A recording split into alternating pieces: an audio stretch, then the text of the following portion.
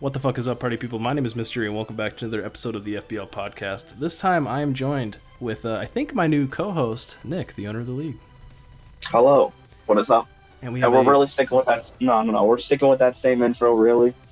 Yeah. I mean, look, I'm never going to change it as long as I don't have monetization. As soon as I get monetization, yeah, I'll probably go to, like, what's poppin', party people, but, What the freak is up, party people? Nah, that will not happen. That absolutely will not happen. Anyway, our very special guest is joining us, resident Gallade user, but not this year, James. What's up, YouTube, and welcome back to another FBL Podcast video. Yeah. Wow, I wasn't even the Windraisers channel owner. Nothing. I'm just. Oh, that's right. I forgot. Yeah, I'll leave a link in the description. Make sure you go check out James on YouTube. Make sure you check out me as well. Follow me on Twitter at @BasedMystery. That is my new app because my other account was suspended again. So yeah, let's get into it. We're gonna go through the finals of last year because we never did a podcast cleaning those up. So right now we have the D1 finals, which was Will versus Harris. Not a ton of people expected Will to be here, but Harris was. I mean, he's always in the running. So yeah. He was definitely the favorite season. Yeah. Anything you guys want to say before we start the replay? I don't know, really. It's just I felt matchup was even. Harris blew him away in the first matchup, except Will hacked him a little bit, and they went to like a 1-0. I think that was about it. Okay. Yeah, I think we'll just start it then. I'll have it on. No, I'll have it on slow. Why not? On normal. That shit's slow. Or yeah, I mean on normal. Yeah. Yeah. It is. It's just slow for me, Yeah. I don't know. This matchup definitely. I think Diancie switch-ins were super limited for Harris, but Scizor was kind of cool for him. Will brought Iron Defense Body Press, right? I think on Ferrothorn. Mm-hmm. Yeah. I didn't like him clicking it the second time though, because like Torn's a pretty obvious switch there, and you can just at least get some chip or figure out what the Torn is, which it ended up being Nasty Blast. So that shit probably takes like 50 low-key. I'd say 50 to 60 for sure. Nasty Flats gets the air/flinch, and it's like, oh, this is looking kind of rough for Will. Starla lives on 2, absolute goat, and kills it back with the crit Ice Beam, which I don't know. Did that matter? I don't think it mattered because Will was life orb and Harris didn't have that much bulk. Mm-hmm. And then he was DD Mew. What were you gonna say, James?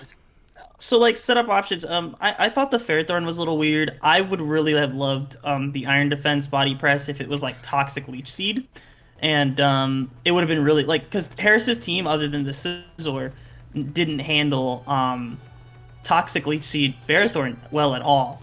It was really hard for it to like come in on it. It could at least cripple the Torn and get out was like the only thing with that as well. The Akka Berry was cool, and I think that was fine with it. I know that's kind of a little bit from the Mew. But basically, Nick said it earlier before we were on call. It's just fuck. Will's team was just not like made to handle hyper offense, and that's what kind of won Harris the game, was that experience, the recognizing and seeing of that, of where he kind of just sat there, set up every single mon that came in. And look, like Will's a really good player, but I think we can all admit that no one really expected him to be in finals his first year in D1. Maybe he was a little in and over his head, and the experience just kind of caught up to him. And Harris has been here a million times. He's ready for pretty much everything. The gyro on the bulletproof Como was definitely a big miss. Oh yeah, for sure. Pretty much sealed the game for Harris at that point. It was over. But that was Will. Will had Body Press, right? Yeah. Mm-hmm. I guess he thought it was predicting like a DD, but I guess he forgot about the bullet. Well, I guess if he thinks he's gonna Iron Defense with him, you don't want to Body Press on the +2 Como. But yeah, I mean, is gyro gonna really do a whole lot more if it's defensive Como, not speedy? So I don't know. Maybe that's just me. Yeah, it was a 3-0, but Harris was pretty much in control this whole game, I would say. But yeah, I mean, good job to Will to even be there. He didn't have to play a round 1, but to even get there and go to the finals in your first year is really impressive. So yeah, I think we could. Carboni started a trend. People being in finals that we did not think we were going to do. I think we can move on to D2 though. And one of the people in this call this year. Nick versus Theo. I think this was probably one of the most anticipated matchups across the league. Like, they played the first time and it was close, but Nick brought a lot of like weird sets. And I know me personally, I was like, I don't want Theo to play Nick because I think he's gonna lose, but I was like, I really want to see them play. Mean dreams. This matchup was really good. This game was really solid overall. I think Theo misplayed at the end to lose it. But yeah, it was. There was a lot of speculation with that. We'll get to it when we see it, though. Yeah. Anything you want to say before I start the replay, or? Not really. Theo pretty much had very similar sets to last time. Mm-hmm. I was expecting the Scarf Urshifu again I didn't really I had the Weezing as an Urshifu check, but like that was about it. The Swampert set was nice when we'll see it, and that's about it. Okay. James, anything? Yeah. No, I think it was a pretty solid overall game. I'm not gonna say predictable, but it was just like it was pretty solid in like what you would expect from these kind of mons on the screen. Two really good teams. I will say with the big thing that looking into it was the fact that Nick only had Weezing for Urshifu, which can be kind of rough, for sure. So that was scary to see, but Nick definitely pulled it through in the fact of like just playing really well. And the Swampert set was definitely really interesting and put in a lot of work. Theo felt like if he could stay ahead of the chains, he had good enough matchup with Urshifu to win it. He was like, if I lose momentum, I don't know if I can win, but if I could stay ahead, at least for like 70% of the game, I can win this. And he was close, so I'll give it to him. I mean, he had a shot there. So. It was very back and forth, yeah. Yeah. He leads B, which we talked about. You let Hydreigon, and he went to Rotom expecting Scarf, I believe. Were you Scarf Hydreigon? Yeah, the whole game I played it as if I was Scarfed, but people in FBL know I have a history of doing that with Hydreigon. Mm-hmm. Semifinals a couple years ago versus Jake, I was blatant Scarf, and I came out and I was what's it called, Habanberry for the Zardex. Okay, that's interesting. He bulked up on the Iron Defense Mudsdale. I thought that was insane. I was like, okay, so he really don't give a fuck. He's like, oh, hold the nuts. This is my time. Yeah, pretty much. Oh, you were Rocky Helmet Weezing. Yeah, that makes sense. Okay. And then I guess I could probably skip turns. He was rest. I pretty much knew it was rest, so I just went into Hydreigon and I knew I could 3-hit KO with Dark Pulse. Mm-hmm. Once maybe I'm a little bit ahead, but like once he let his Urshifu get poisoned, and then he also let his Beedrill die really early. I'm not at the Beedrill yet, but he let his Rotom take 50 from a Dark Pulse, and I was like, that's... Yeah, I think that was the big mistake there. The Beedrill one, I won't even fault him because anything Gallade was going to do there, he thought he was going to live, like Drain Punch. He didn't live a Zen Headbutt, that's for sure, though. No. I wasn't Zen Headbutt, though. I thought. I know you were. Yeah, no. He thought like Fighting Wu was coming. I can live this and get momentum back because Beedrill switch-ins were limited at that point. I can see it, but yeah, I definitely agree that sucks so much for him because Beedrill put in a ton of work. It could have won the games almost single-handedly. Oh yeah. It definitely had the matchup there. And then I'm at turn 18. I'll put it on fast. You were Power of Solar Beam, which I warned him about. I think he's gonna bring it this time. He ran the James special. Nick ran the James Heatran special. Sure, we'll call it that. But yeah, the double edge threw him off completely. I know that he was not expecting that whatsoever. I was at work during this game and I couldn't even watch it, and that fucking sucked ass. So I joined it like the last turn, and then I had to watch the replay. And yeah, that was... I'll say probably turn 22, I probably choked a little bit bulking up, because I didn't really expect him to stay in CC. Mm-hmm. That's fair. Yeah. And then he was lefties. I thought he was Choppel. I forget, on the Registeel. But the Drain Punch didn't save you. It was probably it was Choppel last time. When he went Registeel off the Lele, because he was scouting if I had Poison Jab. Mm-hmm. In that moment, I'm like, oh yeah, I won this, because there's no way he can win if he's predicting my set too much. So if I did have Poison Jab there, he made the correct play, but I didn't have Poison Jab. Mm-hmm. Yeah, and that ends a 1-0 and a really close game. You know, if you were close combat instead of Drain Punch, I think he wins. Easily, yeah. So I was extremely bulky Glade too. Yeah. I don't know. If I was him, if I saw bulk up and then you had already revealed double edge, I would not think that the poison jab is there. So like the baiting felt kind of pointless to me. My last move was actually I don't know what my last move was. Let me go check. Yeah, I was gonna say, do you still have the team? Oh yeah, I save every team I have. Because even like probably not even boosted double edge, probably just Oko's top of Lele. I don't know. It's a double edge. No, he's got good like natural bulk, so I feel like he could live one. I don't know. That's a double edge from a Mega Gallade. It's a 120 base per move. My last move was sub. It did like 80 max, I think, to Gallade or to Lele, so I definitely needed the bulk up to win it. You were sub double edge. That's a fire set. Okay. Yeah. Because I'm like, I got Drain. I got Drain Punch. I got Recovery. I was good. Yeah. To me, the biggest part of this game was I think Theo showed he definitely can at least hang around with the D1 coaches. Like Nick, you're never going to be in D2 again. You know, that's just. It's unfortunate that he ended up in a D2 with you there because he hadn't lost a game the whole season. Yeah. You know, his 2 losses were. It was him forfeiting because he had his spot locked, and then him getting a double forfeit with Brandon on some, technicality stuff. So he hadn't lost a game since like week 5 of the previous season. Like that's fucking wild. I think he definitely showed he's a bad motherfucker. He'll win a game or two in D1. So yeah, I'm proud of him. Can I say something a little bit? Sure. It's not gonna be like so. This is not a shot at Theo at all. But a big thing with Theo, I think, is.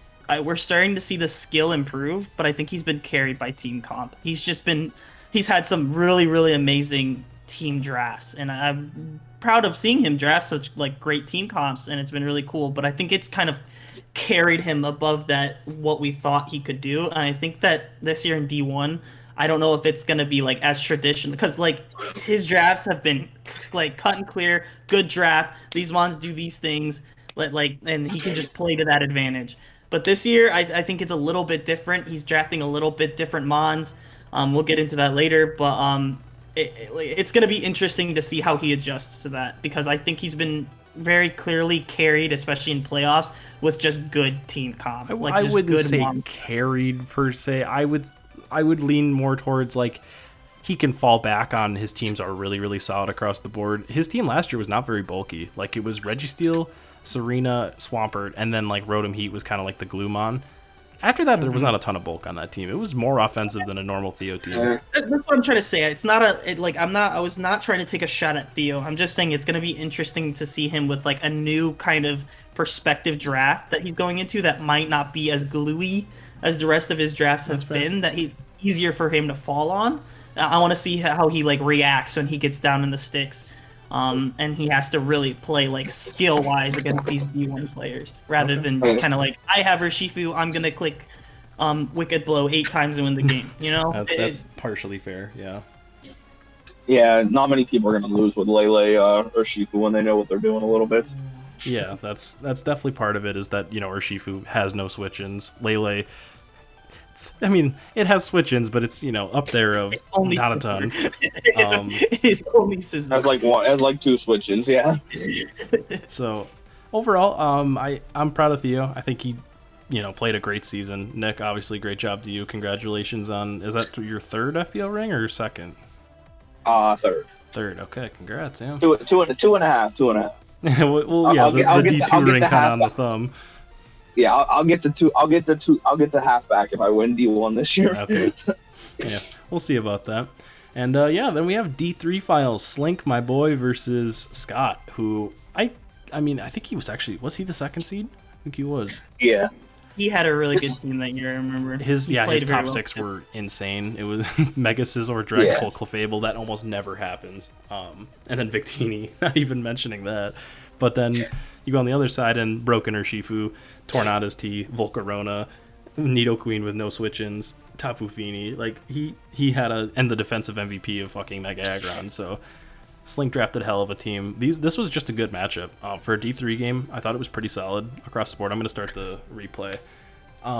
Slink's biggest thing, he always led Aggron because he was it beats every mon 1v1.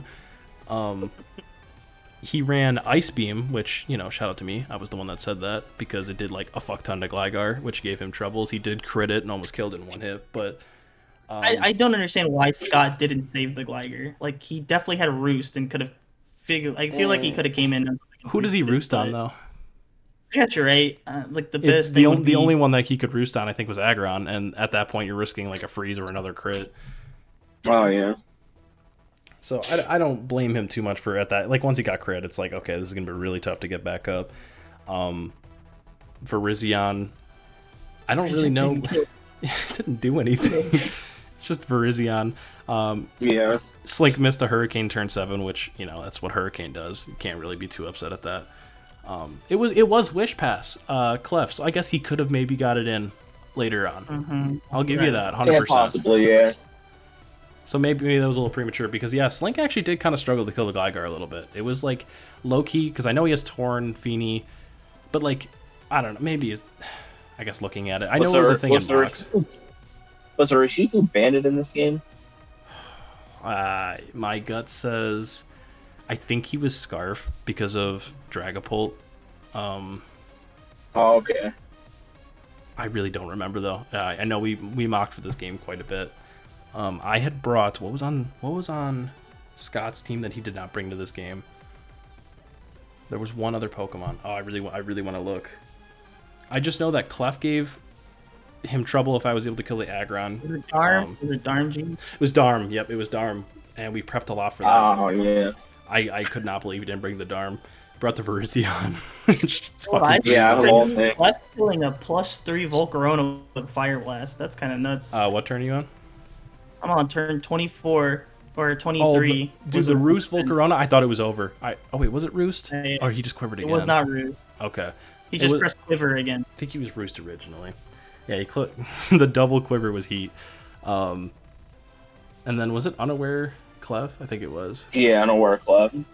That's why the Fire Blast killed through it. Yeah, I was thinking, why did the Fire Blast do so much damage? I should have done 2.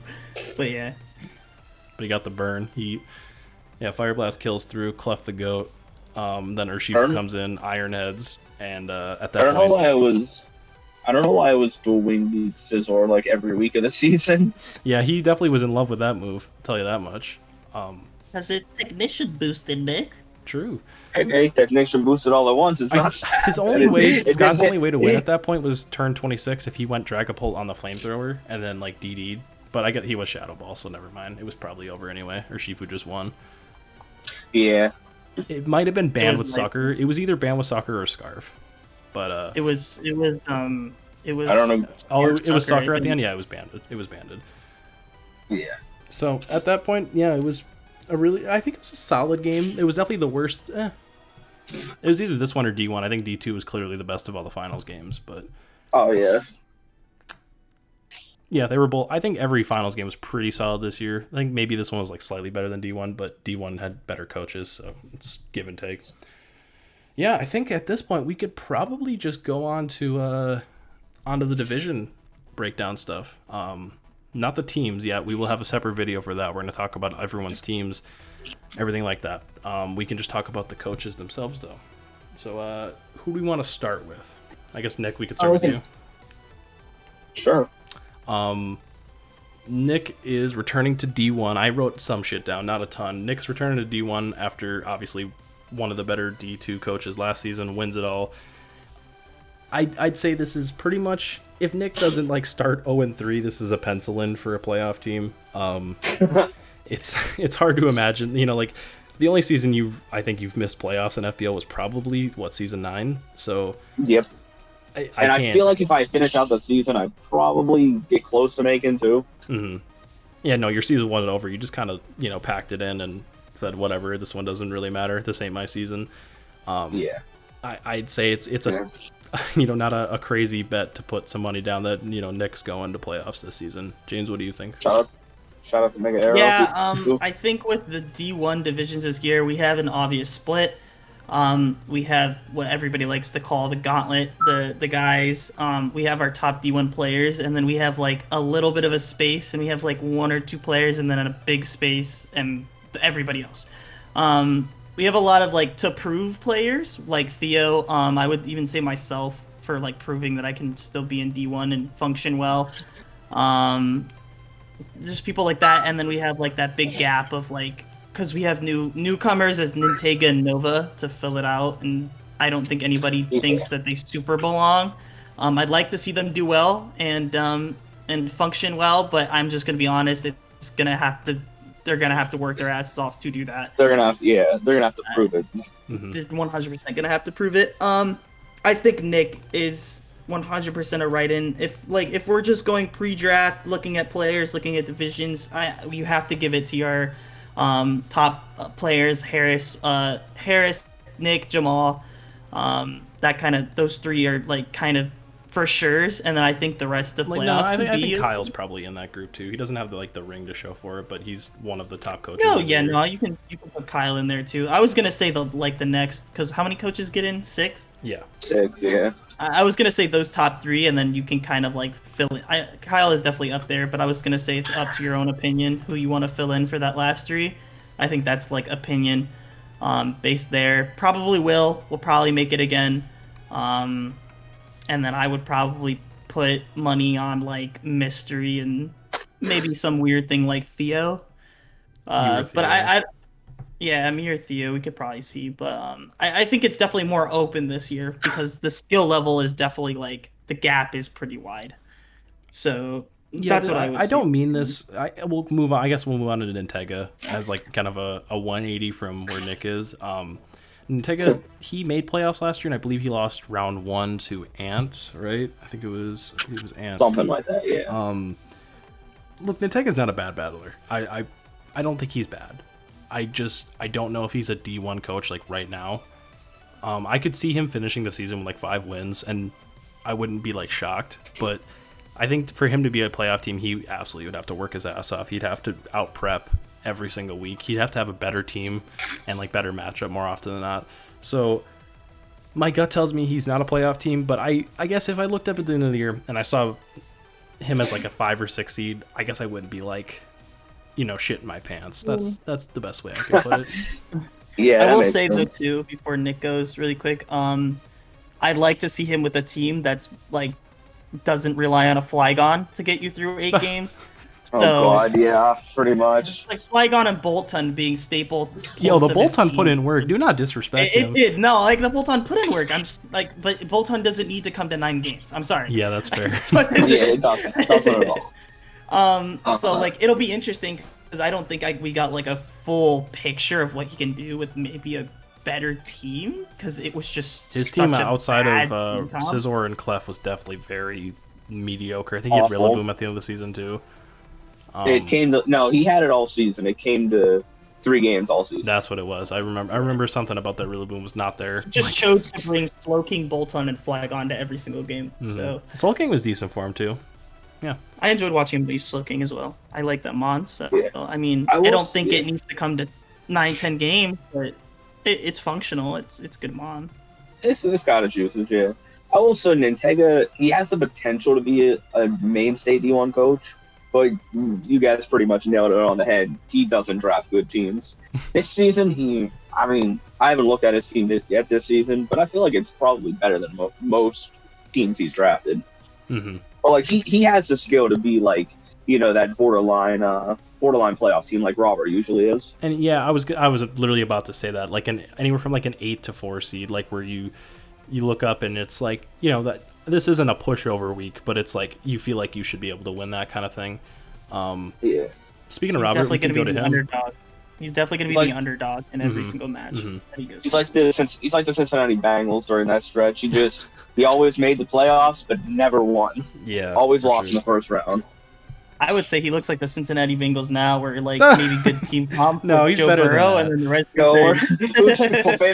Clefable looking like Joe Burrow. Yeah, that's knees are broken.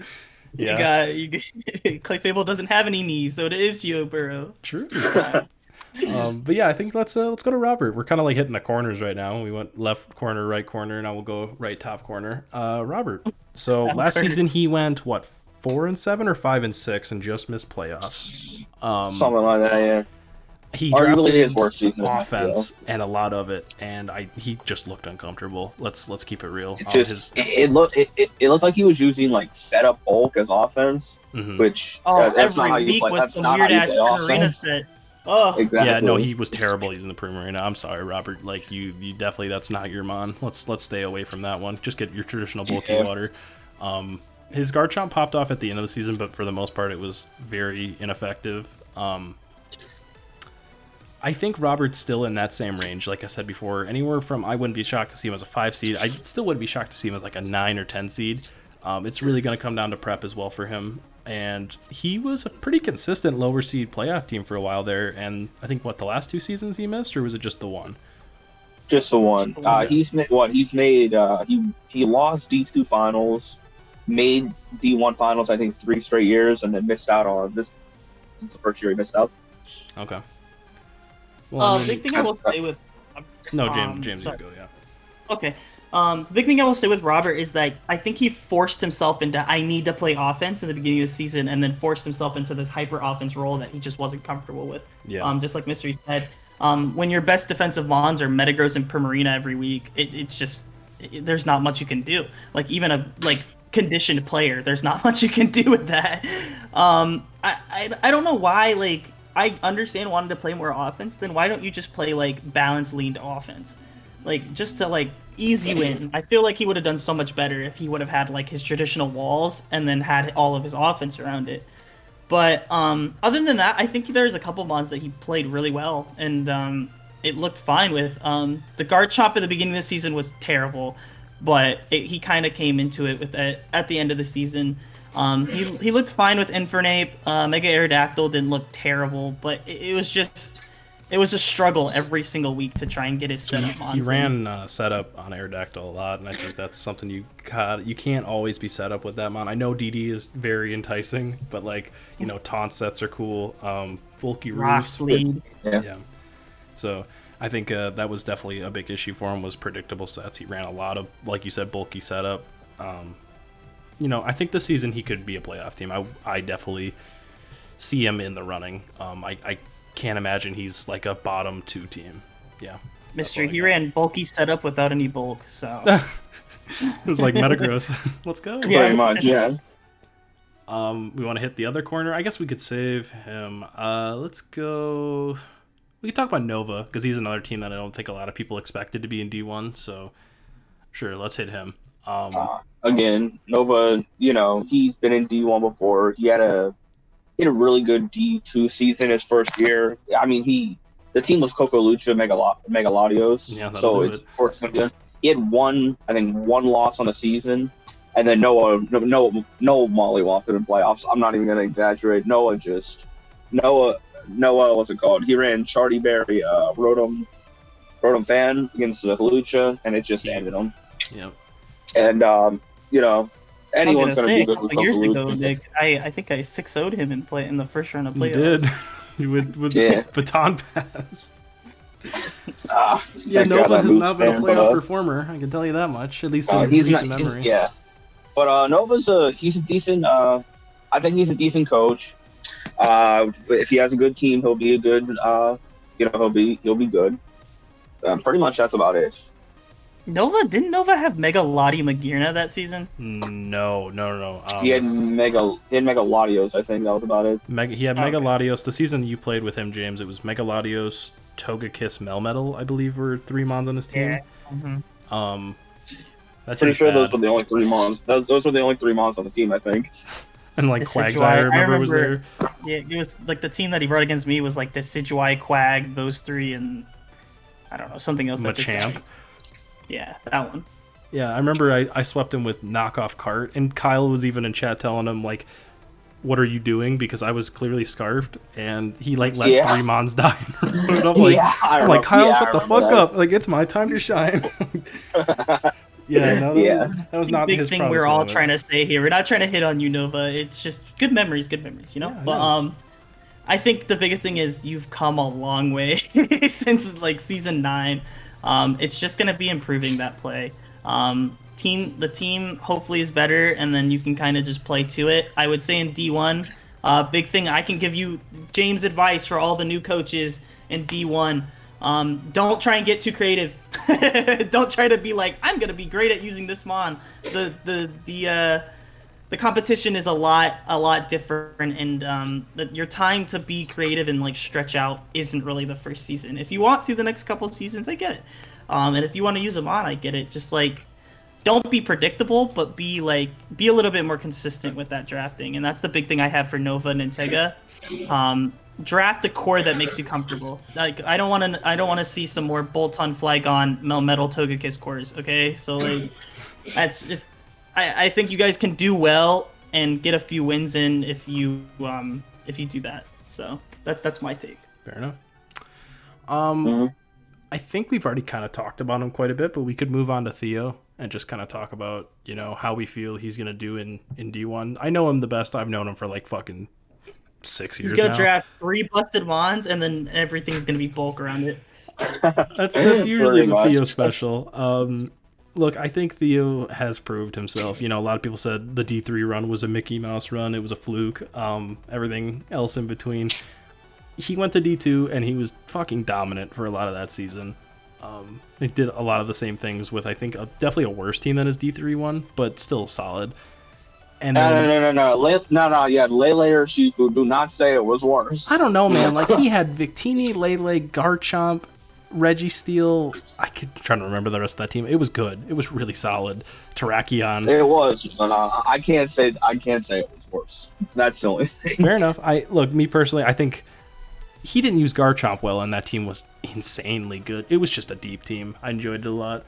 Yeah, you know what? Just 2 really good teams, and was really dominant in D2. Made his way to D1, and I think he's a borderline playoff team. He just says he doesn't want to relegate. I think he wants to be a playoff team. I think he wants to show he belongs with the big boys and maybe win a playoff game or 2. So we'll see. My biggest comparison. Oh, go ahead, Nick. Sorry, my bad. No, go ahead. All right, Nick, go ahead.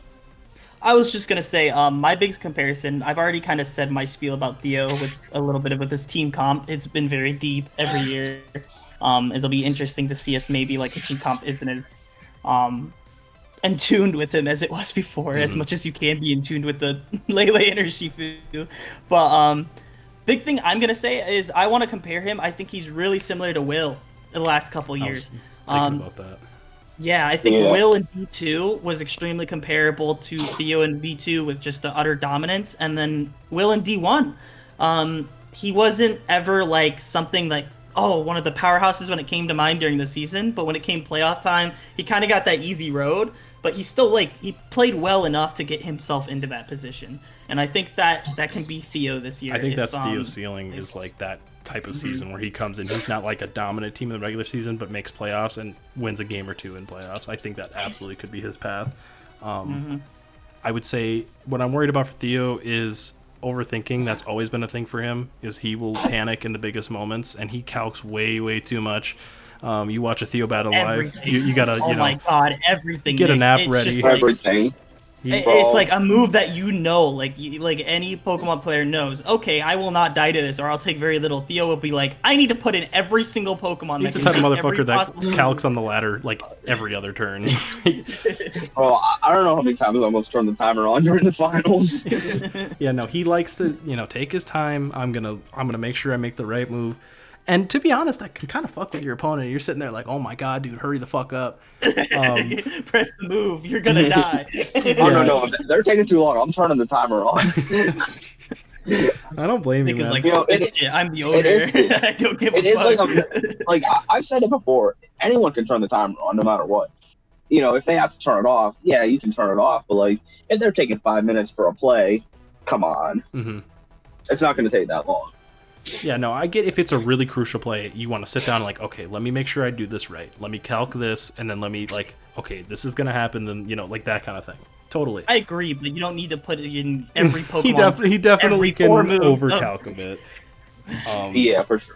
So I think that's something he's worked on too. There and be like, because Nick never revealed the last move of Mega Gallade, so he'd be like, "What does Mega Gallade get? I need to calc this on every mon that I get." He'll go through the whole move. Yeah, I'm like, "Oh my god, Theo, click a move." Yeah, no, unfortunately I didn't get to watch that game live, so I really wish I would have see how long some of those turns took. But but that sounds about right. 5 turns. It's like or 5 minutes. And when I replayed it was like the first time I watched the whole thing all the way through. Mm-hmm.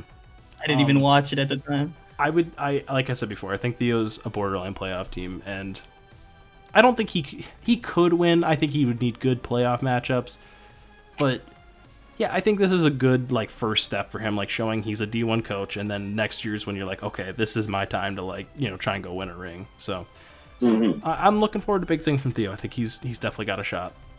Let's go to. I want to go to Carboni. I think that's a weird one. Yeah, it's always an interesting one every year. Nick, you want to go first? Because you know Carboni the best of all of us. I really got nothing to say. I'll say this. I'll say it first of all. Carboni has given me fits every time I played him. Doesn't matter what format it is. Carboni is a good player. It just so happens that he doesn't draft. He doesn't draft the best. If this man got like an actual like core, I think he's like top five in this league. I've just seen pure battling skill. You're saying?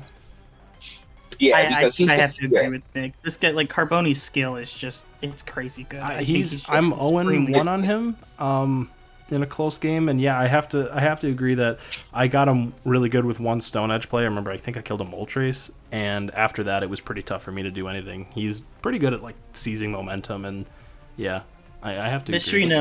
Mystery knows I will complain about this till the day I die, that this guy brought fake out quick attack mega low punny to the Tapu Lele game. And and that's the only way I lost, was if he had fake out quick attack, and he really brought it to the psychic terrain team. I had a I think like 3 or 4 Dragonite that was ready to just sweep, and no, I lost because of fake out quick attack mega low punny. So I'll give him that. I think he's very, very good and skilled, and I think he's good at like planning out turns and what games are going to be like in his head before the game even happens. Yeah. I will say like the one way to beat him is he does like to bring like a couple funny sets, not like funny, but like different sets. And I think if you capitalize on like the mistakes that he makes in the game, like Mystery said with like his Stone Edge play and stuff like that, I think you can momentum beat him. Is the big thing with like his weakness there, but and then it's team comp. So like Nick said, team comp has been like every year like what is this? Everyone can out talent him. Like that's not the issue. Is talent, like team talent. I mean, not like playing talent necessarily, but most people can team talent over him. It's can you take advantage of that once you're actually in the game and don't let him plan out every turn on you. I guess that would be the best way to put it. I really don't know what to pick with Carboni. Last year he was like a 5 seed. He could have been like a 9 if he lost his last week to Tristan. So I really don't know what to expect with him. I'll say he's a playoff team just because he's been to the finals and like he's a good team. But fuck, dude, I don't know what to expect. I would not be shocked to see him finish 10th, and I would not be shocked to see him finish 3rd. So he's really weird. I agree, because like remember the season he made it to finals, he like played extremely well against Jake, and then just got mollywopped. Then he got mollywopped by Jamal. It wasn't even close. It was just like completely just destroyed, and it was weird to see. So. I think we could move on again, honestly. I mean, that's pretty much the MO with him. He's just don't really know exactly what to expect. Teams probably won't be amazing, but he'll play well and put himself in position for a playoff spot and probably win a game or two. That's pretty much most of the D1, right? You guys, Harris, Kyle, and Jamal, right? Mm-hmm. Oh, Will too, yeah. We could. I think. I mean, we've already talked about Will a lot, but I guess we could go into it quick. Will came off a surprising finals appearance. He's poised to once again be a playoff threat and one of the better coaches. Came out of nowhere with Will, man. Like he was a non-playoff team in D2 of season 8, and then season 9 happened. Dude, just fucking it clicked, and it's been good. I'll say it. I'll be the first to say it. If what was it? Season 8 when Will was Will's first season in D2. Mm-hmm. If Tristan doesn't flinch with Kabutops, Will makes playoffs, and I think Will takes that title. I think that was the start of like Will really starting. Okay, well, let me give you an alternate scenario. I don't play Tristan in round 1. I don't play the absolute worst matchup the entire league has ever seen. It was horrible. Water resist Haxorus. Water resist Haxorus. I just. What was I supposed to do? The MVP was a fire type. I just don't understand. Like, How did that happen? I want to say that team was 8-3. I got hacked by Matt, and I got hacked by fucking Arvnid. And the only game I actually lost was to Noah because he had Natural Gift Arcanine. Was it Arcanine with Grass Berry or whatever to hit the fucking Swampert? So shout out to me. I will say too. I will go a little bit on Will because I here know Will personally, and the big thing I can say is once this guy gets his head into something or he wants to do something, he will not give up. This guy grinds. I could just give it to you like this. Him and Smith in this league, they got into Smash Bros. Right? Like about a couple months ago, they never really played it. They did it, and now they just grind it out. And they just he will sit there and he will test things and look at things and just learn. He's so good at just picking out the game itself, de-piecing the game and figuring how the game works as a function, and just completely dissecting it and then putting it back together, and then he'll just be good at it. This guy's amazing.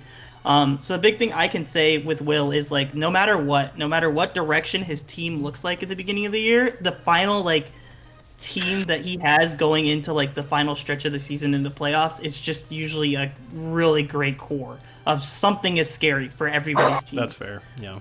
I just thought I'm not gonna say it. I'll tell you guys after. Sorry. Okay. But I love Will. I think he's just really he has one of the biggest brains I think in D1. He's a smart dude. I've had conversations with him in private. He's an intelligent, good person. A little sassy every now and then. Thinks the world's against him. Got a little mystery in him, but he's a good dude. Really, really smart coach. Good at Pokemon, and I think he's probably a playoff team again.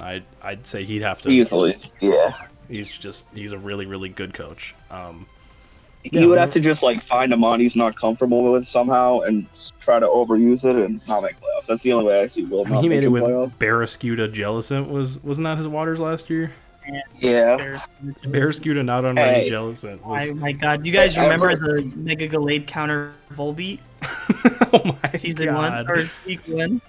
Oh god. That was so I will say everyone was afraid of that Barrascuda in the playoffs for no reason.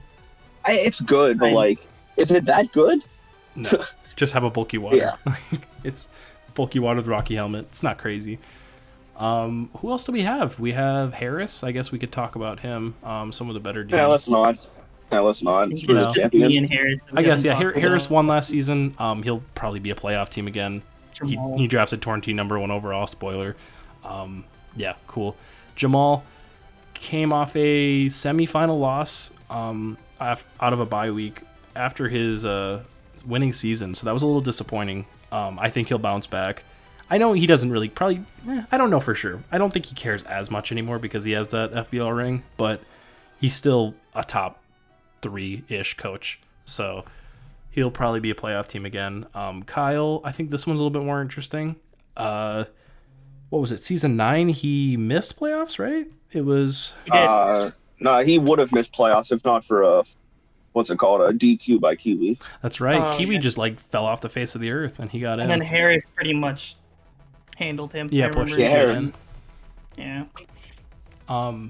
In that last season, he had Naga, Gardevoir, and what was the other one? Urshifu. Oh my god, I hate that. That team. It was just a way better version of his team from the previous year, which I want to say in the podcast, I said was not a good team, and I was correct. And then last year, I was like, okay, this team's way better than the last one, and he was a playoff team. Had some shit happen, and so he didn't end up getting to play in the playoffs. I think he pushes. He played who in round? Was Will? I think he could have beaten Will. I think he definitely could have beaten Will. I think he had matchup on Will, to be honest. So that's a different timeline. And weirdly enough, I think in that game, Kyle played a little nervous, which is weird for Kyle, I think. And it showed. No, they didn't get to play. Oh, they didn't get. Oh, okay. I think you're thinking of week 11. Okay. There was something to do with him clinching his spot, and he played really weird. It was either week 10 or week 11. I can't remember. It was probably week 11. Okay. He probably brought some weirder sets. Mm-hmm. Yeah, but he had a chance to clinch a number 3 seed, and yeah, it was he looked a little shaky, and then everything happened. So I think he's probably a playoff team again. Unless his team falls apart or something happens, I think he'll probably be a top 4 seed. But crazier shit's happened, so we'll see. Then I think it's just me and James. So James, why not? We'll go with you. There wasn't much to say about last season. My team was just bad. It was just good. Like, get that out of the way. It was weird. It was just non-synergetic. For me this season, it's just focusing on like using. I love Mystery knows I love my versatile and I love using new mons every season. So far, I'm excited for what I'm using. Spoiler alert, I'm not gonna say anything, but we've kind of already most of the way done drafting. But I'm excited for my team. I think it looks good. I think that nobody's looking at it and going, wow, this is like the best team in D1, but I think that it's definitely like a sneaky good team. Oh yeah, for sure. This year. Oh yeah, I think it's good so far. Dynamic. But yeah, big thing for me is just I've been super busy. I have a very busy schedule. I got some time off now, which is great, but it's gonna be putting the effort in. Because that was the big thing last year. I was exhausted half the year. I wasn't putting a whole lot of effort in, and I just was not playing good. There's just no excuse for that as well. Team wasn't good. I wasn't playing good. If you don't mind me jumping real quick, I'll let you keep going after that. Season 9, we mocked a ton for all of your games. That's when we really became friends, and you were prepared for every game and every scenario. Like, we were doing fucking 10 mocks every week. Wait, I gotta sneeze. Wait. Baton pass. I'm talking about like preparation. I know you have the top pass, but I want to say everybody like hated on me for that. Yeah. But like, I'm gonna be honest. Like, I'm gonna pat myself a little bit on the back there. That season 9 baton pass was a thing, but if you look at the people that I like brought baton pass against, it was a lot of like lower seed. Yeah, it wasn't like anybody that was like super great, and I didn't rely on baton pass to win me important games. It was definitely it was just ironic that Will beat you with baton pass. Yeah, no, that definitely was funny. That definitely was funny. That was definitely very ironic. The Mr. Mime will live in his mind forever. That fucking goat. I hate that Mr. Mime. Well, I hate Will, his big ass head. I feel so bad because Will thinks he thought he was on the top of the world when he won with Mr. Mime, and I'm like, it's just literally the right scenario happened for that to happen. And it didn't make it better. You click knockoff. I just want you click knockoff. You're the champion of D2. Oh, okay. Well, I couldn't remember that. And it didn't help that Will went to D1 finals afterwards. Yeah. And I'm pretty sure he won a speed tour in the offseason too. Yeah, he did. No. Yeah. Or did he go to finals with Kyle? No, he went to finals and lost to Kyle. Okay. Yeah, they had to play best 2 or 3, I think, and Will won game 1 and then Kyle won game 2. Okay. Interesting. I would say James. Yeah, this is definitely a prove it year for sure. You gotta prove it contract. Yeah. Yeah, you're a free agent next year. Baton pass back, Nick. Yeah, we'll be dropping you from your contract if you don't perform this season. No, but realistically, I think, James, there's no reason you can't be a playoff team, or at least in the running. I think you've shown you're a capable coach. Your team last year was not great, and you still finished with 4 wins, and you could have won versus me if you didn't have. We brought a meme squad versus each other. So I brought a meme squad versus you, and I'm also gonna say this: I've had several really bad games where I just got my shit pushed in, but I had at least 2 to 3 games where I got hacks out of wins in D1 last year because it just was not my year. Week 1 versus Tristan just kind of set the tone. That's a big one. Oh yeah, my God, that was a 5 or 6-0. That game was fucking over. That game was 6 feet under. Bro, oh my God. I love Tristan. He got put in the washer for 90% of that game. He got put in the washer. I've never heard that term before. That's a Wisconsin thing. What are you doing, step bro? That's what I thought of. Wow. Yo, Drew, hold up. What are you doing with Wisconsin? Wow. I guess that's what it means. That means you're getting fucked, right, Nick? Yeah, that's what I heard. Wow. I don't even. The message got across either way. Yeah. Like I said before, I think you'll bounce back this season. Little prediction from me. I think James is a playoff team. I think he figures it out and he makes the playoffs as a throw it out there 5 seed and wins his round 1. That's my way too early prediction. And then there's just one left. The old team down in Las Vegas. Worst fucking in the league. Obviously, so, be relegation. The lesser offender is D1. Disagree. It's just a disgrace to D1, honestly. I'll talk about my season last year. I had a lot going on in my personal life. I'm not usually the one to I'm not like a mental health kind of guy. I'm not really.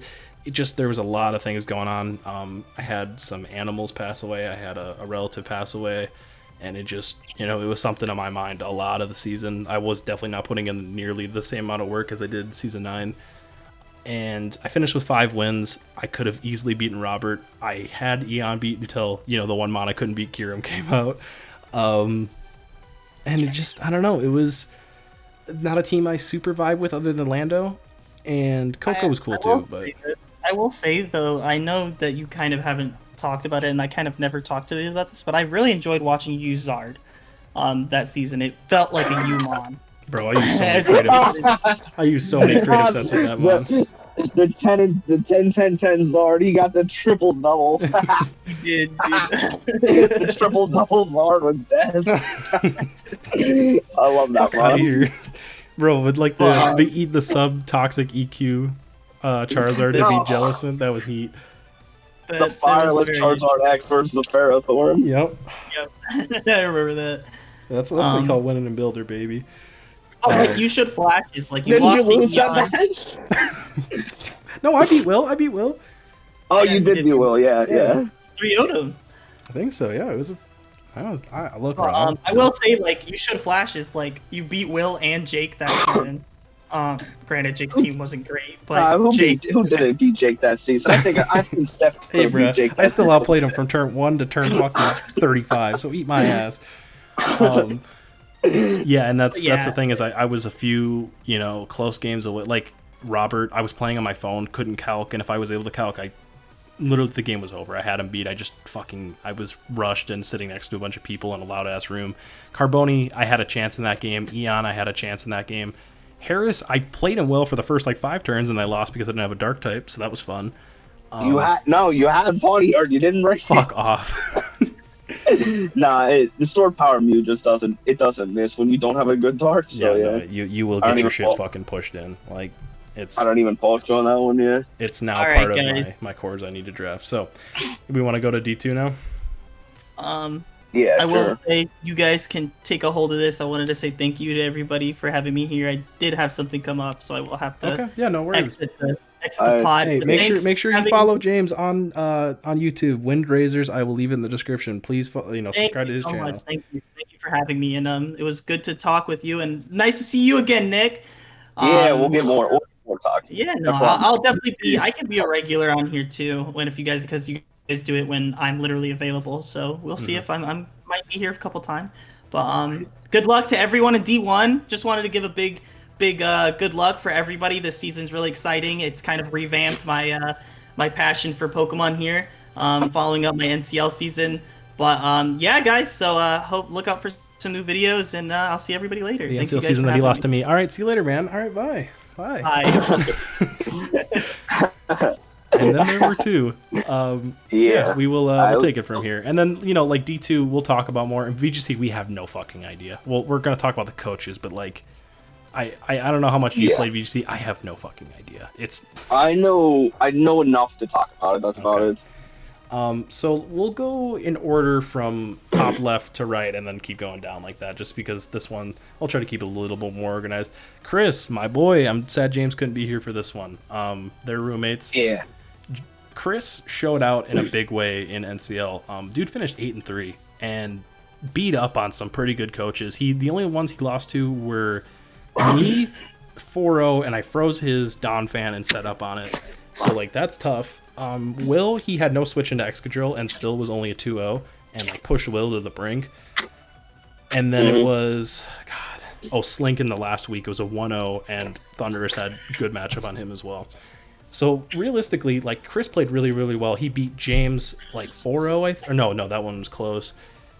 He beat Monster 6-0. He beat. I'm trying to think. I think he 6-0'd. He 6-0'd Steph, didn't he? Yes. But who did in that season? No, I love you, Steph.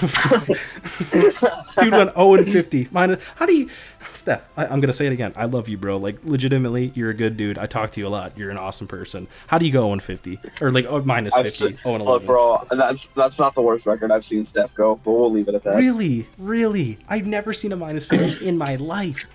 I'll show you some. I'll show you some docs after this podcast. Like I said, Steph, you're a cool ass dude. So I'm not gonna I'm not going to hate on you. But we'll go back to Chris. I forgot that's who we're talking about. Chris, I legitimately think his team right now isn't amazing, like the draft, but him as a player, I think he's really solid.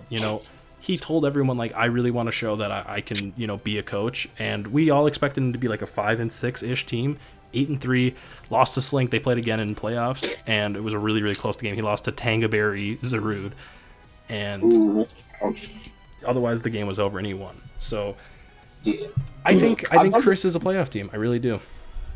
I've definitely talked to Chris in PMs. I think he absolutely knows what he's talking about so far. It's just, can he translate it? And I think he can. I think, nothing against James. I feel like Chris is farther ahead than James was at this point. I think originally, yeah, like, because Chris is so new to competitive, this, like, legitimately 2 months ago was his first time playing competitive, like, sitting down and really learning about it. His biggest issue is he apparently is panicking in games. Like, if he gets behind, he just wants to get back in control, so he tries to, like, throw some random switch out there, and that can really cost you. You're in D2, but it's still, you throw a mono away, that could be the whole game. So I don't even fault him on that, because even the best players do that. I still do that. Everybody does, but it's just, I think if he can, gain that level of confidence, which I think NCL definitely gave him. He was a number 3 seed, but he did lose in round 1. I think he's a team to be reckoned with in D2. I think he definitely has a chance to be a semifinalist, maybe even a finalist. Yeah. All right, let's move on to James. I want to keep this clear cut and sweet. I never have seen James as a threat. In D1, D2, D3, I've never seen him as a threat. I think James is consistently the most overrated coach that we talk about. Love to see it. I don't know. His drafts are never good, and I feel like he sneaks through a lot of games. Yeah. So you were not in our breakdown last season of things, I believe, like of teams. Do you think his team last season was good? No, I don't. I agree. I agree completely. They had good mons. They had good mons. They had no synergy. It was just the psychic spam. That was it. It was psychic spam. Exactly. I think psychic spam is good. I don't think his psychic spam was as good as people thought it was. Yeah, and then it's just Mega Alakazam and Psychic Terrain plus Halucha is going to win a lot of games in D3. Like, let's just keep it for what it is. Yeah, honestly, I don't want to spend a lot of time on this because I'm going to say a lot of stuff that I shouldn't. No, I agree with you, man. Trust me. I see James being borderline playoff and sneaking into playoffs, losing round 1 like usual. I think he'll miss, but back in the day in BBPL, he had one really good season. It was versus Jake. His team was busted. Jake choked like turn 1 or something, and then that just set the tone for the whole game. And then James won like 1-0 or something. Okay, interesting. And that's about it. Yeah. Well, yeah, we could. And, just keep I will say. Okay. No, I will say. Ant does, he helps James for the majority of the teams. So Ant is a vastly better battler than James, but in the end, it seems like James had the upper hand in history for some weird reason. Weird. I don't know. It's also a mental thing. Like, they're brothers, so it's like, how. Like, that. I think that's part of why me and James, like, I've always thought I think I'm better than James, but like, he gets me, he has, I think we're tied now on record, but he's gotten me a lot of times just because he knows exactly how I play. We've mocked so many times, and that gets to me a little bit where it's like, I know I'm making the right play, but he knows exactly what I want to do. So it's, it's just, it's part of it. That's why I don't mock anymore, because Jamal Harris and Kyle got under my skin because they knew what I did. But next, Buxton. Buxton. I see Buxton being top 3. I'm not even gonna lie. I'm Buxton, really. Yeah, you go, and then I got some stuff I could talk about with NCL. Buxton. I feel like last season he probably had the best team in all of D2. He missed out on playoffs by 2 points or something. Yeah, it was close. Buxton, we got to remember, he's only played, I think, 2 competitive seasons. He's very similar to Chris, very similar to James. Yeah, with NCL now. And I feel like once he gets a hold of everything, he stops bringing the same sets consecutively, and he understands the game more. I think Buxton will be top. He's been reaching out. He's really been reaching out for help from a lot of people, and I think that's huge. He wants to learn what he's doing wrong, and that's something we told him, is that a lot of his sets are the same. He's bringing a lot of, I don't want to say it's almost like he just wants to play offense, but like bring defense. It's hard to explain for me, but we're kind of molding him into, that's what really we wanted for NCL, was to be like a place where we can mold players into better players and expand on that. And we think Buxton really, picked it up. He got a lot better of a team. He started 3-0, then 3-3. He picked up Obstagoon and Latios for his rain team, and so he had like more diversity. Worked wonders for him, dude. Like won all but one of his last games, made playoffs, beat Tristan in round 1, and then he had matchup on me. I was able to beat him just by he threw away his Obstagoon for no reason and a few other things. You had an answer to rain? No, I didn't. It was my Zathos answer was Misdreavus, so I just want you to know that. It was not great, but I was able to just kind of work around some of his threats. Mawile was a huge issue for him, and I was able to stay in control for most of that game. And it's just a learning. Like, it was his first time in playoffs, and he won a playoff game versus Tristan, who's won a league. I know you have issues with how he won that league, but playoff experience with Tristan is definitely a thing. And he played well, and I'm looking forward to what he can do in this D2. I think this is a winnable D2 for him, at the very least, a semifinalist as well. Yeah. Next is Paul. Paul had an awful season last season. I agree. It was awful. It was dumpster fire for Paul. He kind of pushed you a little bit. Like he had like a few plays versus you that were solid, but I don't know. He played me well. Yeah, I'm not gonna say no. I didn't say he's bad. No, yeah, for sure. No, it's just his season was bad. Yeah, I've definitely seen Paul's development as a coach the last couple seasons. I think Paul is potential playoffs. But the thing is, I'm always hesitant to say Paul's a playoff team. Mm-hmm. I think that's fair because Paul has shown that, like, even when he had that not really good Sun team, when he had the Sun team that was winning games, he was still like a 5 seed at the end of the year, and he lost to Brandon, I want to say, in like a 1-0 in the playoffs. He's just a very like middle of the road, but like potential playoff team, and I do think he could take the step. I don't want to spoil too much, but he has Mega Gallade and Spectre. I think that's a good combo. I think they make sense together, so we'll see. I mean, let's be honest, if you have Mega Gallade, you shouldn't have spent the playoffs. That's all. That's very fair. I love that. That mon is so good. It's really insane. I definitely changed my mind on a lot. I remember you guys, it was season 9, I said that mon wasn't like as crazy, and you guys were like, no, it's good. And then James used it and mocking against it. I'm like, fuck, this mon's insane. It just has everything. Yeah, there's nothing that mon can't do. Mm-hmm. I've seen Kyle run like max defense Gallade versus a Terrakion, and like that's like the change in the game. Like, oh yeah, I can't break the stupid Gallade. You can't Oko a Gallade. Yeah, just stuff like that. Yeah, that's actually really clean. I gotta think. Theo's got Gallade this year, so I have to relay that to him in case I don't get the Terrakion. Let's not spend a lot of time on the rest. Yeah, some here and there. Hero's been the mainstay in D2, D3 for a while. Hero, I don't know. Hero's something. I want Hero to do good. Hero usually has a good team. It's just he needs help building. Yeah. A lot of the time he asked for help for building, but he asked for like someone to build it for him. And you can't play with a team that someone builds for you. No, you have to build the team and know what you're actually using. It's like yeah. No, I completely agree on that. I think Hero could push for a playoff spot, but I gotta see it before I can say that. Yeah. Next is Noah. Noah's my boy. Noah's my son. Noah. I can't. Love Noah. Yeah. This season, this is really Noah's make or break season, I think, in the entire FBL. 100%. I think he's like, oh yeah, he'll make playoffs, most likely. The problem is he going to go far in playoffs? Yeah, because he lost season 8 to Skylar round 1, and then had the awful season 9, and last year he missed in D3, right? Or was he a playoff team? He lost round 1, I think, last season. I think he lost to Slink, actually.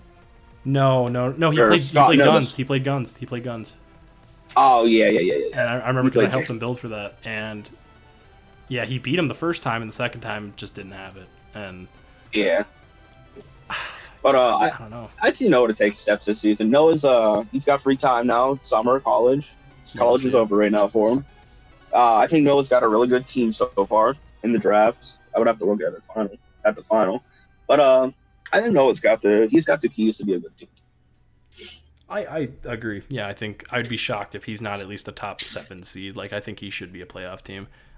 Speaking of playoff teams in the past, Blue. Oh God. I don't know what to expect with this dude ever. Blue is the most bipolar player I've ever met, because I've seen him Jake has seen him give Jake fits.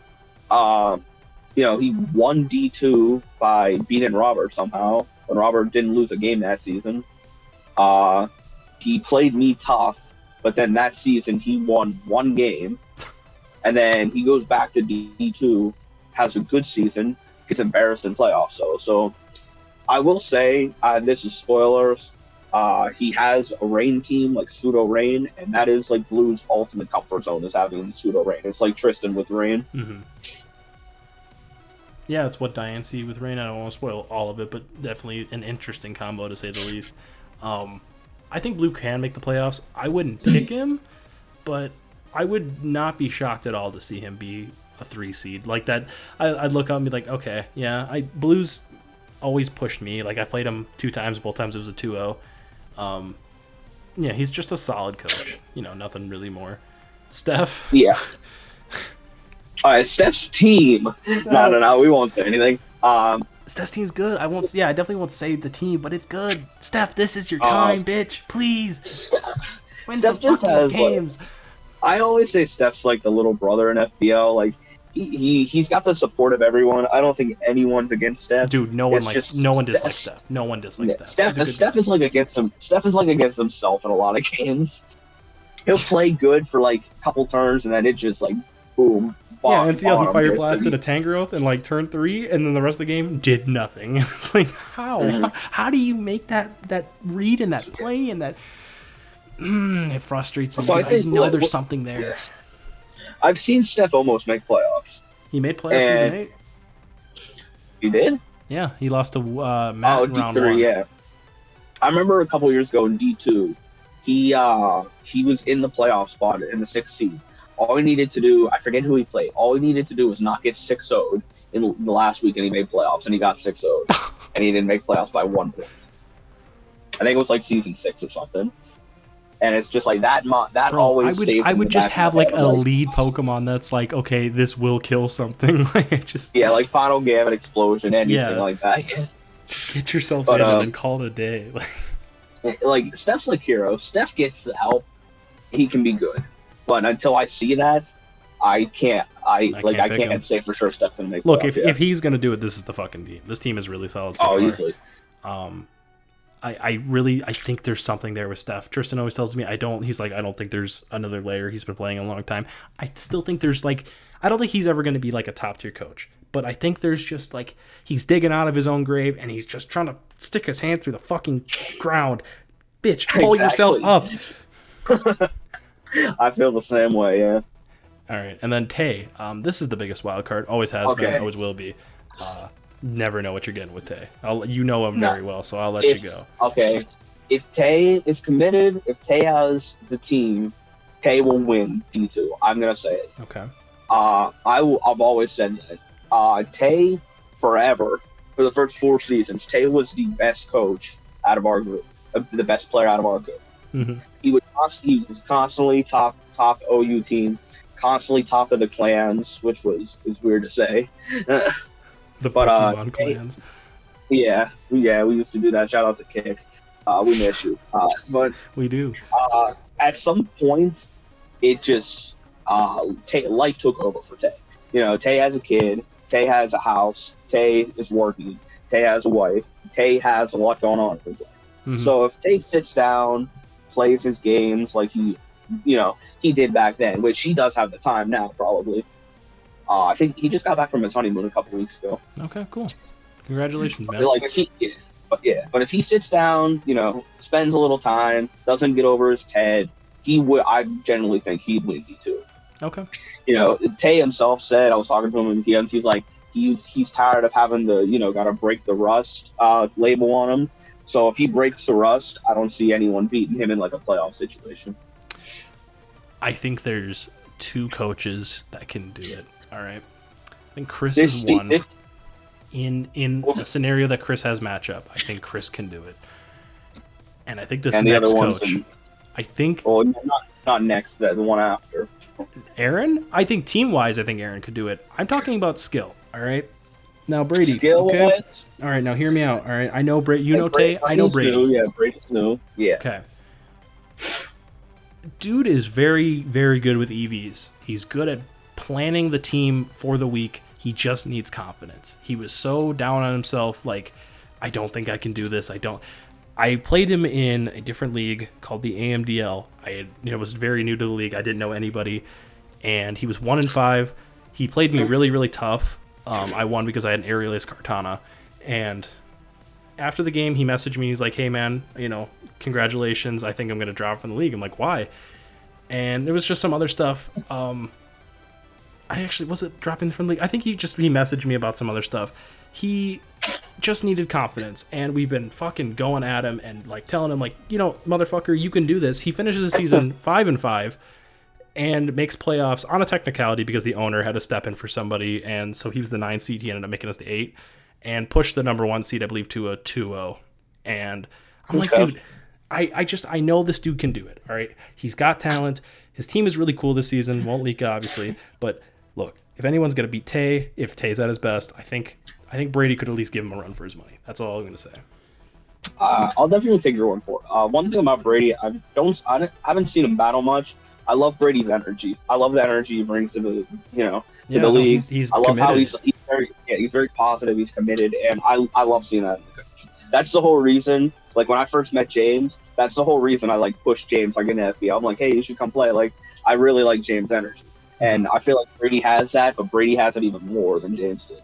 Dude, if he just sits down and he's like, all right, motherfucker, it's my time to shine. I think he can be a top 2 seed this season. I really do. I just like talking to him. He's a good guy. He's legitimate. Like, when I had some personal stuff come in my life, I had a relative pass away back in February, and he was one of the first people to reach out to me and stuck with me for months. Like, he just every day was asking me how I'm doing, making sure I'm doing okay. And he's just a legitimate and good person, and I think a good battler. Maybe I'm thinking a little too much with my heart, but he's a good guy, and I think he could do a lot in this league. So, yeah. Yeah, I hope he goes far. I definitely think he's gonna make playoffs. Just looking at the team, not even for anything. Mm-hmm. And then speaking of teams, let's just admit it. We're not gonna say it. Aaron's got the best team out of the team. His team is fucking wild. If not the best, at least top 2. It's crazy that I told him to take Torn I because I didn't think Torn T would be there with the top 2 he had, and then it was there, and I'm like, take it, motherfucker, and then it got to round 6, and I'm like, oh my god, fucking take it. Exactly. I was sitting in call with Jamal and Harris, and we're looking at it. We're like, it was like 6 picks before, and we're like, bro, it's Torn T's falling to Aaron, and we're watching the draft. We're like, okay, and then I think it was you. You said, like, do it or something. And everyone's like, oh, we know exactly what he's taking. And then, boom, Torn T. I cannot believe he got a good, I am going to leak this one. He got Rain, and it's really, really solid. It's a really good backbone. It's like, what's Torn T's biggest weakness is hitting the Hurricane. And he literally took it away. Yeah, Nasty. It is Nasty Plot, right? It is allowed? Yeah. It's allowed in Nasty Plot. Nasty Plot Torn with Rain. Hurricane is going to fucking shred everybody. Everyone is dying. Exactly. If you don't have a good flying resist, you lose them on the spot. Mm-hmm. All right, let's talk about Taylor. All right, now look. Hold on, wait. No, I need to talk. No, I need to go. Look, I love Taylor. Everyone hates on Taylor. He's a good dude. He's a really, really solid person, and. God, I don't think anyone's hating on his character. Everyone's hating on his set. Look, he never has had a draft plan before. He drafted on the fly like 3 different times. Bitch, I know he can do this. All right, his team this season is solid. I don't think it's the best team, but I think it's like cool. It's definitely cool. It's very balanced, and I like when teams are balanced like that. Yeah, and I think his top 2 he's really excited about. Well, actually, I'll leak this one. Drill.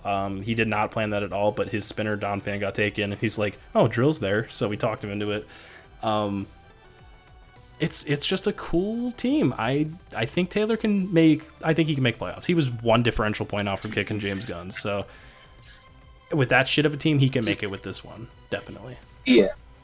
I'm not gonna say I like Taylor's team concept. If he doesn't go, I'm gonna use the term bananas loosely here. If he doesn't go bananas on his sets, I definitely think don't Taylor overthink yourself, bro. Like it's just like he had his sets, like the Zap Cannon, Blunder Policy Mew. Like, oh my god, why you messing with that? Run Thunderbolt and Rock Polish and Weakness Policy. You didn't need to do that. It's just like I think he's an example of like too creative. I remember it was something with Ace. Ace wanted to trap him on or something, and he trapped it or something, and then to kill it, I forget what it was. I just can't remember honestly. But there was such an easier way to do it, and Ace is like, "Oh, I did it this way," and we're like, "You could have just did this and saved like 2 turns." And I forget what it was, but that's how I feel. Mm-hmm. Like Taylor is doing stuff instead of he spends 3 turns setting up when he could have just used 1. Like he's the type of guy to run bulk up, Blunder Policy, Dynamic Punch Mew when he could have just run Dragon Dance with close combat. I have to agree completely. He definitely overthinks himself. It's NCL. What's crazy about it was when he brought Heat, except for versus me, he got 6-0'd. When he brought Heat, he was winning. But then when he would bring Standard, he was losing, and it's like, what the fuck? So it was hard to tell him like just be more Standard, because that's like, I think then he was boxing himself in too much. Like he just wanted to run Standard sets, not like Standard plus what you need to run this week. Be creative, but don't overthink yourself. That's the best way I can put it. Just you can put your hand outside the bubble. Don't break the fucking bubble. Exactly. Yeah. That's the best thing for Taylor. I think he's boom or bust always. So he's a fun team to watch. Yeah. Oh yeah. We going to VGC then? Because we probably won't spend that much time on here. We did offer VGC this season because there was a lot of interest. Mm-hmm. Shout out to Jake and his A-Drive grind. Yeah. Basically, it's Series 9, Galar only. Dynamax and Gmax are allowed. Best of 3. Honestly, I don't know what to expect this season. Like, I know there's a clear front runner in VGC. But, we'll just go into the teams. Scott will go first. Scott had a great D2 run last season. I feel like if Scott didn't play VGC, we would have offered him the D1 spot over Integra or Nova. That makes sense, yeah. Or Slink. I mean, we'll get to Slink later too, but yeah. Scott. I'll let you go. I'm sorry. Yeah. Scott is I would say Scott is exactly like Will, in the fact that he tries a lot harder than a lot of people. Jake always said that Scott, between all the BBPL coaches, Scott has the most intelligence, and Pokemon was like the one thing that didn't click with Scott immediately, and I felt like that last season it really clicked for him. Mm-hmm. So if Scott pulls it together now, I feel like he can do it. Oh, I agree. I think Scott's a fun coach to watch. I don't know if he reminds me exactly of like the New Orleans Saints, but like. I'm not exactly sure what comparison I'm thinking of, but I think he's like ready to take a step. I kind of wish he wasn't a VGC, but I 100%. I begged Jake to not have VGC so Scott could stay in singles. Scott and Skylar, I needed them in singles this season to see if they can really take the next step. Yeah, no, they pulled a lot of good coaches in here. This is not like terrible at all. Speaking of terrible, Sonison. Stall Lord himself. I don't know enough about Sonison. I know, nice guy. Brings a lot of ball, brings a lot of stall. I've heard he's a good person, but he played stall. I don't know what your skill level is, and it's not being mean. It's just true. It's how stall is. I played him once in a cap, almost any ability type league. And he didn't play it was like a 3-0, but he had a Rayquaza and a Mega Lucario. Mm-hmm. So I had no switch-ins for it. I was running Chopple Berry on half the stuff. I was just sacking stuff so I wouldn't die. And he can be good, but I don't know how far he's willing to take it. Yeah, that's fair. Tristan's the biggest wild card here. I think if any one coach in this is going to push, I mean, other than maybe Scott, I think Tristan's probably the only person here that I think could beat Jake in the best of 3. He has played VGC. He understands a lot about Pokemon, and I still think if he can somehow win early games, he's a really solid coach. It's just I think Tristan's biggest weakness is himself, and it always has been. Mm-hmm. Like, he'll go on like he'll start a season like 2-0 and then just like go 2-4 or like lose the next 5 or something, and like, oh, I don't want to play the rest of the season. Or like I definitely agree. Motivation is a huge thing. Yeah, he'll go like 2-4 and then win the next 3, and like he'll be like 5-4, and they're like, oh, I'm not making playoffs. I just won't try the rest. But yeah, he is definitely his biggest weakness. I think motivation for sure is always been a thing with Tristan. If he can just win the early game, I've talked about this so much. He finds himself down. Now this is doubles, but in singles he finds himself down 6-4 constantly, and he has to claw his way back. Yeah. And it's honestly impressive the fact that most of his games are close. Like, rarely have I seen, other than that fucking Cresselia game versus Carboni, I don't see him get like 5 or 6-0'd. It's usually within 3, sometimes 4 if he loses. And he's solid at bringing games back. Just fucking win the early game. It's not. I don't know. Maybe he can beat. Yeah. Maybe he could beat Jake. I doubt it, just because Jake is really good at VGC. But it's, if anyone's going to, he would hold a gun to my head. He's the guy I'm picking. So yeah. Yeah. Next is Geronda. No idea. I said it before. Well, okay, I played Geronda once, and Geronda pushed me to the edge in my game. I beat him, but it was a close match. Mm-hmm. He had Broken Rain, like he had every possible Rainmon, and I think my water type was like Greninja. Oh yeah, that'll do it. The counter. Yeah. I won like 2 or 3-0, but like I've always said that Geronda is probably one of the better lower tier players. It's just he has to, not bring the same team every week, and he's fine. Mm-hmm. There's literally nothing else to say about him. Okay. Yeah, I don't know him very well. I've talked to him once. Like, it was to ask if it's okay to use his name in the videos. He seems like a nice guy. I don't know. I'll leave that one to you completely. But someone I do know. Yeah. My boy Slink. Bro, I'm just looking at his updated logo. What is going on? Bro, what is this? Hey, bro, I made that logo. That's me. What is this low putty doing? Bro, she gyrating. Bro, the things. I'm not trying to get demonetized, but bro, the things. He's 3D. Okay, not yet. No, I think Slink will have a good season, and I'm really disappointed Slink's not playing. Yeah, dude. Fuck. He forgot he was in VGC. Like, he forgot he signed up. He's like, oh, he built a whole team plan. He's like, oh, I'm in VGC. Fucking. Yeah, because we would have put him in D1 this season, no doubt. Yeah, I think over. Like, we had his name. Yeah, we had his name circled. Like, oh yeah, Slink's going D1. We don't care. It would have been interesting. I don't think he would have been a playoff team, but Slink has obviously improved so much. And I think NCL was a huge part of that. Was a confidence booster. We really, really molded him and told him how to play into games. And his biggest issue was mid game. He was not reading what was going to happen. He was just kind of clicking buttons, and he still does it from time to time, but he's getting a lot better at it. So Slink could maybe beat Jake. Maybe in a game. I don't think he could beat him in a series, but who knows? I want to see Slink run the gauntlet next season for sure. I hope he comes back to singles. I definitely do. Nice little break. I don't know. It's embarrassing. I don't know the next logo. I have Smith. to look it up. Smith. Smith. There we go. Okay. I know nothing about Smith. Good energy, good person. Yeah. I'll take this one. I know Smith pretty well. He came into NCL season 1, was not someone anyone really knew besides Will, and he was not very talkative at first, and I think he opened up a lot more as the season went on. He ended up making playoffs, which was kind of crazy, over teams like Tristan, God, I gotta think back to Paul, Ishii, which was, I don't like that dude, but he was in our league for a little bit.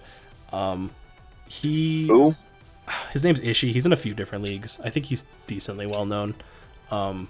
He joined for 90% of our league because someone dropped out.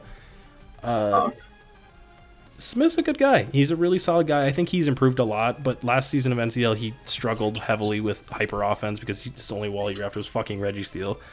And that'll do it. He only won 2 games, and one of them was James choking to him. So I think there's something there with Smith. He just needs a solid team. That's all I got. That makes sense. Next, we got Ace. Fucking Ace, bro. Why is he in BGC? I will say Ace, I think, has played a BGC season before. Okay. And I think for most part, it's just Ace is trying to mix it up a little bit. I definitely think Ace would have been. It was between Ace, Scott, and Slink for like the D1 spots. Mm-hmm. I think we definitely would have given it to over Scott because Ace got semifinals in D2. Yeah. Dude turned it around. His season was going to shit, and he picked up Slowking Galar, and that shit won Defensive Pokemon of the Year and was good. Yeah. Really, really good. So, honestly, if Ace didn't run into me semifinals, I think Ace was my pick to win last season. Theo had good matchup. I literally, that's the only issue. Yeah. I literally big brothered Ace in semifinals, so there's no way other than saying that. Mm-hmm.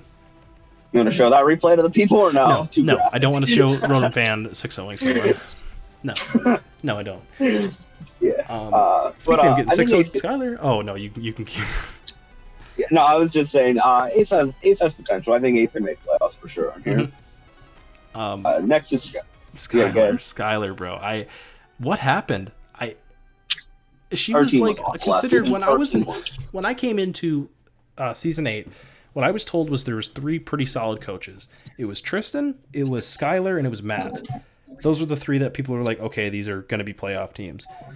And I remember Skylar, I beat 2-0, and it was a pretty close game throughout, other than Komala missing 2 rock slides in a row. Fuck you, Komala. But, like, she was a solid coach, and she got to semifinals and lost to Matt, I think. And then season 9, she lost in round 1 to Ace. And then last season, she was just bad. And I don't really know what to make of that. I will say Skylar I'm pretty sure Skylar's going to law school. So she doesn't have that much time. Okay. But, I think, everyone has a bad season. She had a bad season. Mm-hmm. She had a bad team last season as well. No, her team definitely, once it got better, it was at least respectable. But her team was definitely very bad, and she just didn't play great. Theo 6-0'd her, and it was like kind of, I don't want to say embarrassing, but it was rough. Yeah, no, it was ugly. Yeah, it was an ugly. It was like, wow. I have not seen her look that bad and ever. So I think she could bounce back in VGC. I think she could be how many playoff teams are there in this? 6? 6 again. Okay. Yeah. Okay, so I'd imagine she's a top 6 coach here. I think she could be a playoff team. I think again it's similar to Ace. She wanted something different. Mm-hmm. Maybe last season just was stagnant for her. Like she was getting a little bored, so she wanted to try something new. Yeah. Next is Monster. I'll say this right now. Monster's my dark horse to win PPC. 100%. 100%. Monster is the type of guy where felt like last season he definitely should have went farther in D2. Again, he ran into me. Like, if Monster doesn't run into me, I think Monster makes finals. If Ace doesn't run into me, I think Ace makes finals. If Theo didn't run into me, I think Theo won finals. Yeah, you were definitely the backbreaker of D2 last season, for sure. It just so happened there was a D1 coach that just ran through D2, yeah. Monster played definitely his best season last year, and I definitely think this season, I looked at Monster's team, I love it in BGC.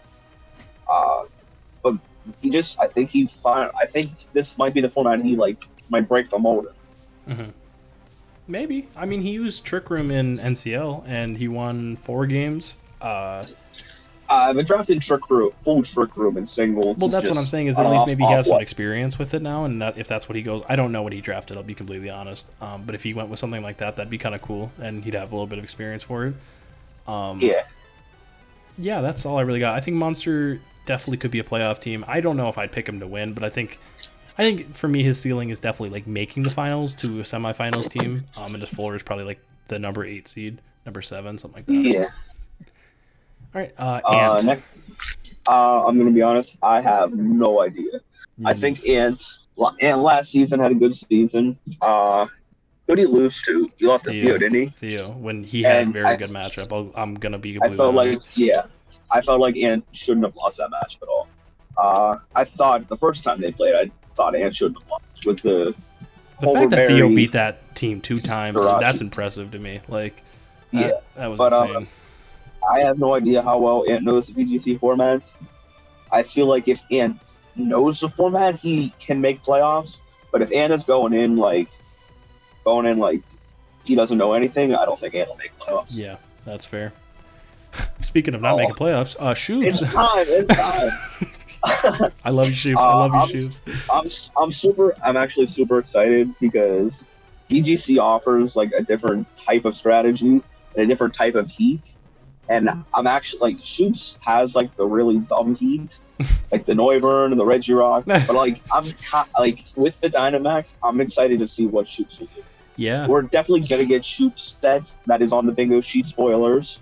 But I think if Shoobs plays well, he can get like a 6 seed or something. I don't think it's out of the realm. I was just joking for it. I definitely don't think it's out of the realm of possibility. He's a playoff team. I'd have to see it to believe it, just because Shoobs is Shoobs. He's a meme for a reason. I love him to death. He's one of the funnier people in this chat, but it's Shoobs. It's just I wouldn't count him out, but I'm going to at least look away for now, but hesitantly. That's the best way I can put it. And then the one we don't have to talk about at all, Jake. And finally, congratulations to Jake on winning DGC this season. Bro, he just like ingrained a ring into his finger. Didn't even have to like look. Exactly. He just... Well, let's be honest. The only reason we're offering DGC this season is because this is probably Jake's last season. He didn't want to play singles, and we didn't have the interest of VGC. Jake has played VGC before. He's very in tune with it. He definitely knows what he's doing, and there's no reason why Jake's not the favorite. And I don't think there's a reason Jake would lose. I can't see him losing. I try to be edgy and be like, oh, Tristan's gonna win, or maybe Slink, maybe Scott. I really just cannot see. I don't know. It's like I don't know. It's like the FBL is pinned up against me in like tennis trivia.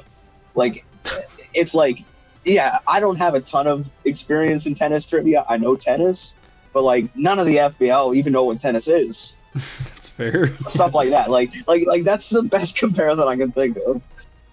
Yeah. And it's a weird one, but I think it's true. No, that's kind of a funny one. I keep saying it. I don't know who beats him. Jake, I love you, man, but yeah, this is a manufactured ring. If I've ever seen it to go on a high note, this is the Mickey Mouse run. If I've ever seen one, this is it. No, this is the 11-0 season that we've been waiting for. Tay's I think Tay won like 15-2 once in FBL. This is going to be the best season FBL's Jake ever Mickey seen. right here. Yeah. Jake Mouse at his best. Jake Mouse. Jim Mickey Mouse. He's here. Yeah, that's all I got. Honestly. I definitely look for I'm definitely excited to watch VGC. Mm-hmm. I'd never willingly play it over singles. So. Oh no, 100%. I feel the same way. I would never drop singles to play doubles, but I will watch these games. 100%. I think it'll be interesting at the very least. A lot of people were upset we didn't offer singles and doubles to people. Like, you can play both. And too many people would have forfeited games. I said it firsthand. People in this league John a lot of matches to begin with. I'm not letting people John two leagues at once. I think Slink, you maybe could have let him do it because the dude is on top of it. Like, he builds weeks in advance for games, but that's probably my only one. I would be like, maybe you could have let him, but. Who was it? James said he had a lot of time off. I'm thinking, James is building 11 teams this week and being ready every week. No, some shit came up in James' life where, he's definitely going to have some more time now. I'm looking forward to that. I think, if we just want to talk more generally about the league, maybe for like another 5 minutes, probably end it off, because we've been going for good, 2 hours or something. To break this shit down. I think James is definitely a dark horse to, at the very least, make playoffs. I think last season was a rough showing. He definitely needs to show that Baton Pass didn't carry him. As much as he wants to say that wasn't the main thing, it's just the narrative. It's always the narrative. You have to break. It's always going to be there. Yeah. You want to go final predictions? who do you think's gonna win or the two people that'll just make finals in both leagues? I'll give you who wins too, just because I'm that motherfucker. VGC, we'll start with that. I'm gonna take Jake, and I'll say the final four is Jake, Slink, Scott, and Tristan. Finals is Jake and Tristan. Jake wins in 3. I think Tristan steals 1 in brings tons of heat and just overwhelms Jake for a game, and that's all he could do. Yeah. I think top 4 is going to be Jake, Monster, Slink, Tristan. Jake beats Tristan in semifinals, and then Monster beats Slink, and then Jake just mollywops Monster. Okay. In the finals. Okay. I don't think there's going to be an in between. Yeah. D2. All right. I'm still going to pick with my heart a little bit here. Okay. I'm gonna say Brady, Chris. I think top 4. I'm gonna say Brady, Chris, Aaron, and I forgot Aaron's here. Fuck. Oh, God damn it. Exactly. Okay, I'm gonna take Brady. I'm gonna take Brady, Aaron for finals.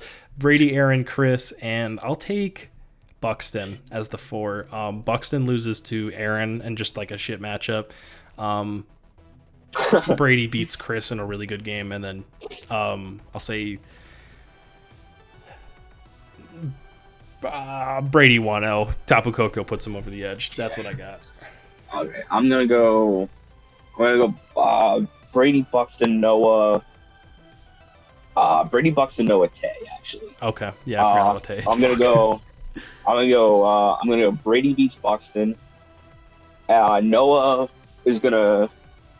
No, I think Tay is gonna pull old father FBL Tay out versus Noah. He's gonna mollywop him. Okay. And then I think Brady's gonna beat Tay in finals. Okay. Because Brady's team's so good. It is. I don't see a way around it. It is. Aaron, I love you, man. I think Aaron's gonna have he's gonna have a lower seed, and I think it's gonna get hacked out in the second round. That's in the first round. Okay. I really hope Aaron doesn't get ahead of himself and start thinking too highly. Oh, my team is so good, I can just do whatever and I'm gonna win.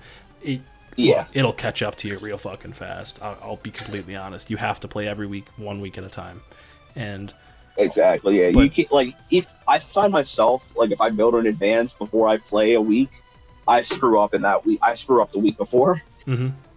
No, I've had that same thing happen where you try to I tried to do it because I was going on vacation once. No, it sucks. You're thinking about too much shit.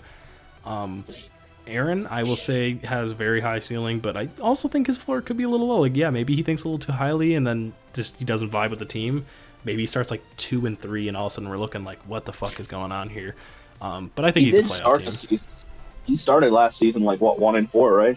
Yeah, he didn't have a good start at all. He reached out to me in DMs. I know he was building with Ant, and then I don't know why, because Ant doesn't like me, but for some reason I'm pretty sure he told Aaron to reach out to me, and me and Aaron clicked. I like him a lot. He's a good dude. I know Ant's playstyle and Ant's playstyle and building style were not working for Aaron. Okay. That's just and it's weird because Ant and James don't have a playstyle similar at all, and they build together. I think Aaron is more of a clear-cut, balanced guy. He can have the setup on in the back ready, and is a very extremely bulky player with heavy setup. Yeah. And those that's polar opposite pretty much when you're playing. So a good change for Aaron, a good adjustment. And then D1, what do you got? I'm gonna be honest, I got no idea. Out of just being confident. Because I have to be confident. I have to put myself in the top 4. Oh, absolutely. Yeah. I have to put Harris in the top 4. I would have to look at Will's team to put him in the top 4. Hold on.